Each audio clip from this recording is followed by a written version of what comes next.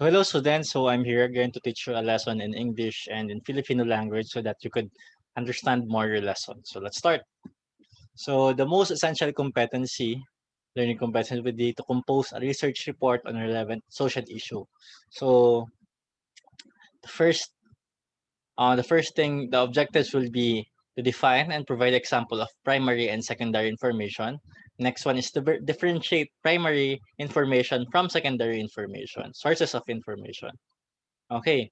So sources of information are used in research. So here we use the information we gather from them to make our own analysis and also to see whether our research is research is it supports or it does not support our research. Okay.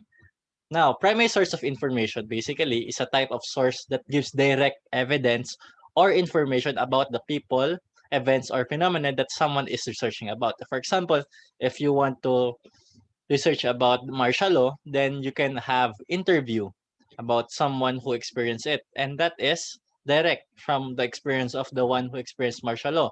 Then that is a primary source of information.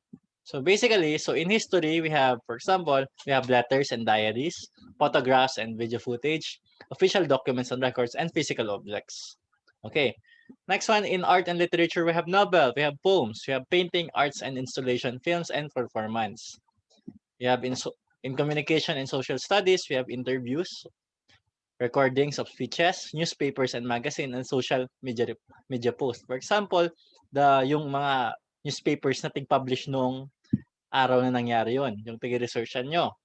We have law and politics, we have court records, legal texts, and government documents. In sciences, we have empirical studies and statistical data. Primary source of information provides make new discoveries, so mga bagong discoveries, provide own original analysis, yung for example, galing dun mga data ng tiga-analyze nyo yun, and give direct evidence for an argument. Yun po yung, ganyan. Yun ang provide ng primary information.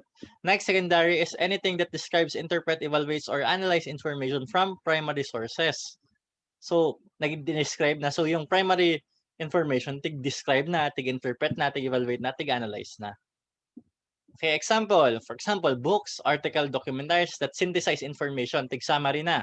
Synopsis and description of artistic work.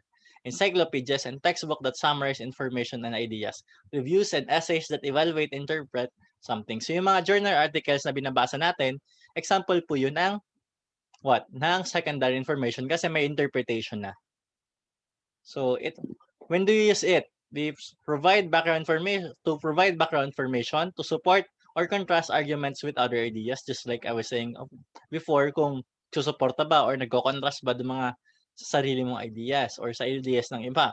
So for use information from primary sources you can't access. So that is the difference between primary and secondary information. That would be all. Thank you for listening.